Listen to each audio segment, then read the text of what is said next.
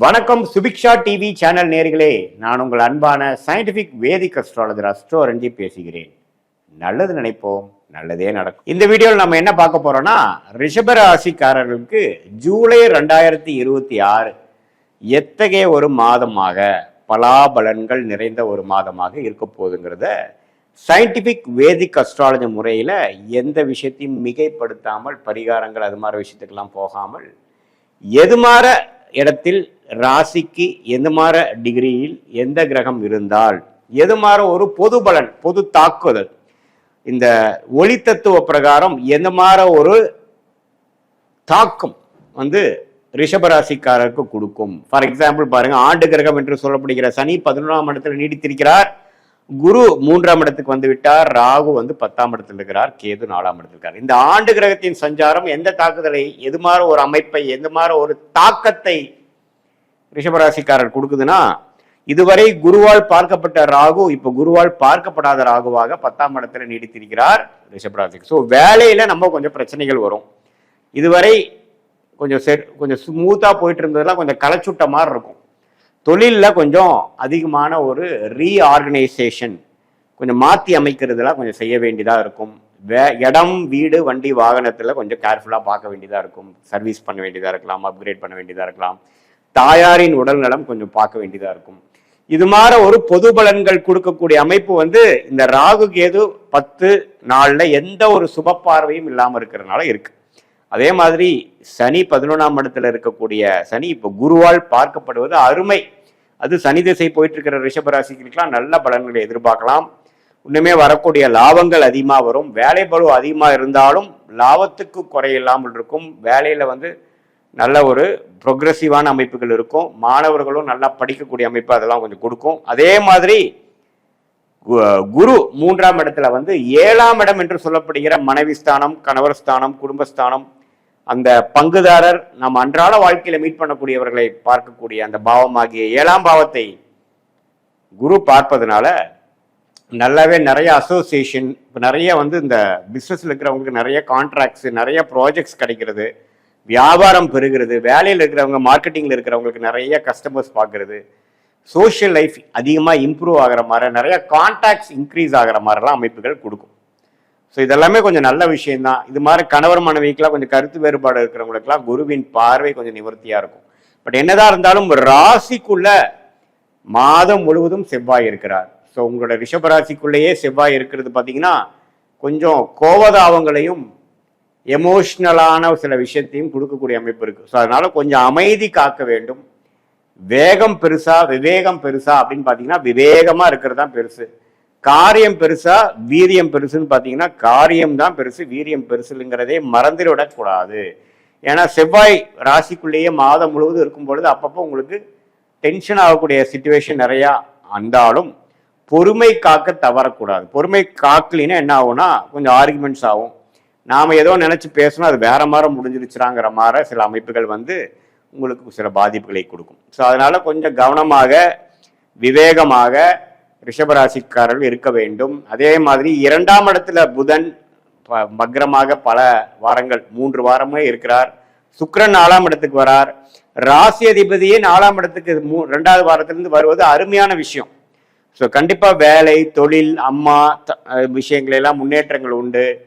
தாயார் மூலமாக வரக்கூடிய சொத்து, இடம் வாங்குறது, வீடு கட்டுறது, வீடு கட்டி புண்ணியாச்சனை பண்ணுறது, இது மாதிரிலாம் நல்ல அமைப்பை கொடுக்கக்கூடிய ஒரு புது வீட்டில் போய் நம்ம குடியேறுறதுங்கிறதெல்லாம் ரிஷபராசிக்காரர்களுக்கு நல்ல அமைப்பை கொடுக்கக்கூடிய ஒரு மாதமாக இந்த ஜூலை 2026 கண்டிப்பாக கொடுக்குது.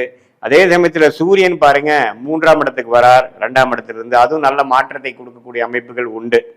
ஸோ ஏதோ ஒரு இடம் வாங்கினதை விற்கிற மாதிரி அமைப்பு, அது மூலமாக காசு தீட்டி சில பிரச்சனைகளை சால்வ் பண்ணிக்கிறது, பிஸ்னஸை வளர்க்குறது, அதே மாதிரி பிஸ்னஸ் வேலையில் சில சீர்திருத்தங்களை செய்ய வேண்டிய அமைப்பு, சில பிஸ்னஸை விடுறது, சிலதை இன்க்ரீஸ் பண்ணுறது, சில ப்ராடக்ட்ஸை விடுறது, சில ப்ராடக்ட்ஸை இன்க்ரீஸ் பண்ணுறது, அது மாதிரி விஷயங்கள். மல்டிபிள் பிஸ்னஸ் பண்ணுறவங்களுக்குலாம் பார்த்தீங்கன்னா ஏதோ ஒரு பிஸ்னஸ் நல்லா வர பிஸ்னஸை மட்டும் கான்சன்ட்ரேட் பண்ணி வராத பிஸ்னஸை கொஞ்சம் குறைக்கிறது, அது மாதிரி பல விஷயங்களை கொடுக்கக்கூடிய அமைப்புகள், நீங்கள் முடிவெடுக்க வேண்டிய அமைப்புகள்லாம் வருது.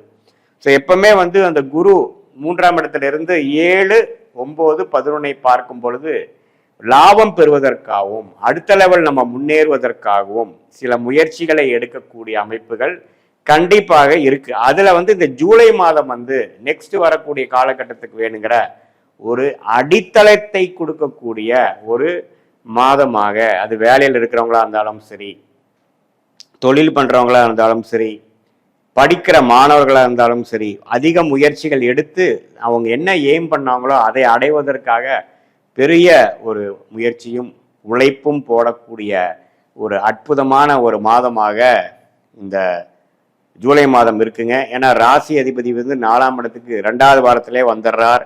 3ஆம் இடம் அதிகமான குரு புதன் அப்படிங்கிற மாதிரி ஒரு அமைப்புகள்லாம் சேர்ந்து ஒரு சுபத்துவமாக இருக்கும் பொழுது நல்ல ஒரு அமைப்பு இருக்குது. முயற்சிகள் அதிகமாக இருக்கும். சில விஷயங்கள்லாம் டக்குன்னு நடந்து முடிகிற அமைப்புகள் இருக்குது. வரவேண்டிய பணம் வரக்கூடிய அமைப்புகள், படிப்பு, இந்த technical, IT, software, social media அதுலலாம் இருக்கிறவங்களுக்குலாம் நல்ல முன்னேற்றங்கள், அது மாதிரி விஷயங்கள்லாம் கண்டிப்பாக இருக்குது. பட் செவ்வாய் ராசிக்குள்ளே இருக்கிறதுனால இந்த கணவராக இருந்தால் மனைவி, மனைவியாக இருந்தால் கணவருக்குள்ள, அந்த குடும்பத்துக்குள்ளே பேசுறதுல எல்லாம் கொஞ்சம் கேர்ஃபுல்லாக இருக்கணும். பங்குதாரர்கள் அதிகமாக இருக்கக்கூடிய நிறுவனத்தாரெல்லாம் ஓரளவுக்கு பொறுமையாக இருந்து தான் நம்மளுடைய காரியத்தை சாதிக்குமே ஒழிய, நம்ம அவுட் ஸ்போக்கனாக இருக்கிறோங்கிற மாதிரி பேசினோம்னா அது கருத்து வேறுபாடுகளை போய் முடியக்கூடிய அமைப்புகள்லாம் உண்டு. மற்றபடி சனி 11ஆம் இடத்தில் நீடித்திருக்கிறது. அதிக லாபத்தை கொடுக்கக்கூடிய அமைப்பு, லைஃப் ஸ்மூத்தாக போகக்கூடிய அமைப்பு, பாசிட்டிவாக போகக்கூடிய அமைப்பு எல்லாம் ஒன்றுமே மெயின்டைன் ஆகக்கூடிய அமைப்புகளாக இருக்கிறது.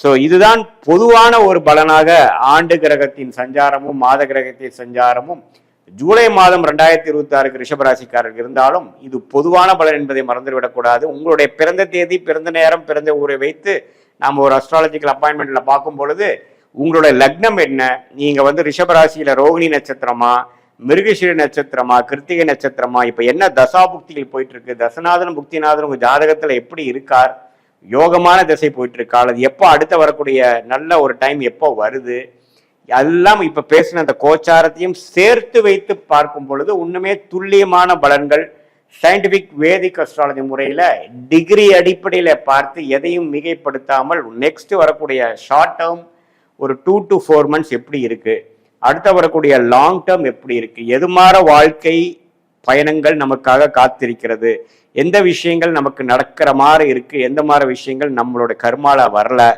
எந்த பிராப்தங்கள் இருக்கு, எந்த பிராப்தங்கள் நமக்கு சரி வராது, எந்த நேரத்தில் நம்ம இடம் மாறலாம், எந்த நேரத்தில் நம்ம வேலை மாறலாம், எந்த நேரத்தில் இந்த முடிவு எடுக்கலாம், எந்த நேரம் வரைக்கும் பொறுமையாக இருக்கணும், எந்த துறை நமக்கு லாபகமாக யோகமாக வருகிறது, எந்த மேற்படிப்பு நமக்கு கை கொடுக்கும், கல்யாணம் அமையக்கூடிய டைம் எப்போ, நம்மளுடைய திருமணம் எப்படி இருக்கு, காதல் திருமணமா அல்லது அரேஞ்ச் மேரேஜா, எது மாதிரி அமைப்புகள் இருக்கு, வெளிநாடு போகக்கூடிய யோகம் இருக்கா, அல்லது நம்ம உள்நாட்டிலே இருக்கிறதா நமக்கு திருப்தியா, நமக்கு யோகமா இருக்கா, அதே சமயத்துல நம்மளுடைய வேலைகள் அரசு சார்ந்த விஷயமா போலாமா அல்லது பிரைவேட் செக்டாரா போலாமா, எது நமக்கு யோகமா இருக்குன்னு தெரிந்து கொண்டே ஆனால் அதுக்கு தகுந்த மாதிரி திட்டங்களை நீங்கள் தீட்டி வாழ்க்கையில் எளிதில் வெற்றி பெற்று எதிர்நீச்சலே போடாமல் நம்ம கர்மா என்னவோ அதுக்கு தகுந்த மாதிரி நம்மளுடைய செயல்களை அலைன் பண்ணிட்டு அதுக்கு பிரகாரம் நம்ம வாழும் பொழுது எளிதில் வாழ்க்கையில் வெற்றி பெற முடியும் என்று சொல்ல விரும்புகிறேன்.